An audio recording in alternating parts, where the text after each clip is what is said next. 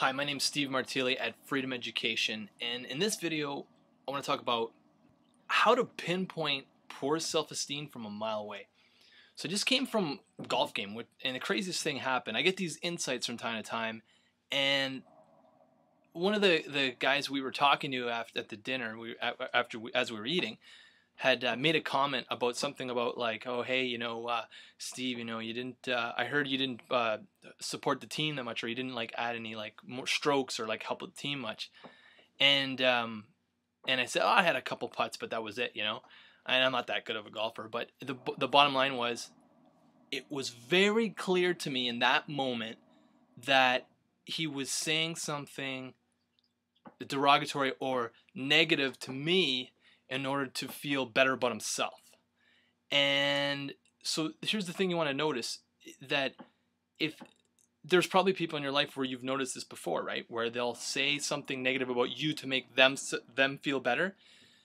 That's not a sense of self-confidence, because self-confidence doesn't come from an external source. Okay, self-confidence comes from an internal source, and I'll get back to that at the very end of this video. But what I really want to be clear about is that you probably noticed that there's people in your life that they'll say derogatory things. They'll say things that are to put you down in order to make them feel better, right?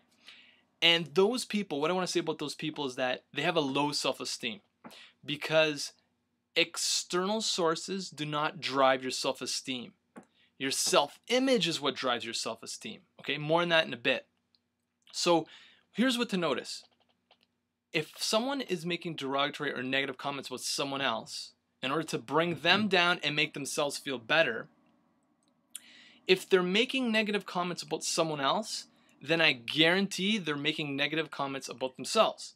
So the point here is that you can't give what you don't have. So if you're making derogatory comments to people, you're making them to yourself. Your self-talk is continually putting yourself down, like you jerk or you idiot or you dumbass or whatever it is.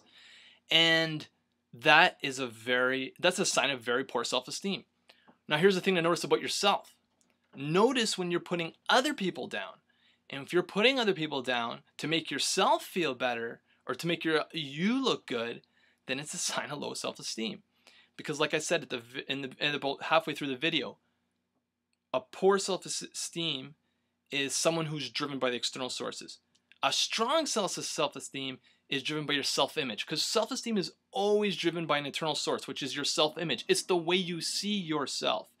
As an example, if you're a sales professional and you see yourself on a cold call and saying the right things at the right time and having the right charisma and feeling good about what you're saying and feeling like you're helping people, then you're going to live that self-image, okay? Your self-esteem is going to come through from that self-image. It just drops in and you start to behave a certain way. But if you see yourself as afraid to make cold calls, if you see yourself afraid to approach people in public, if you see yourself maybe afraid or doubting if you can make a sale, even though it's a product you really believe in, then that's going to show up too. But it all comes from the way you see yourself. It's your self-image. Your self-image is what drives your self-esteem.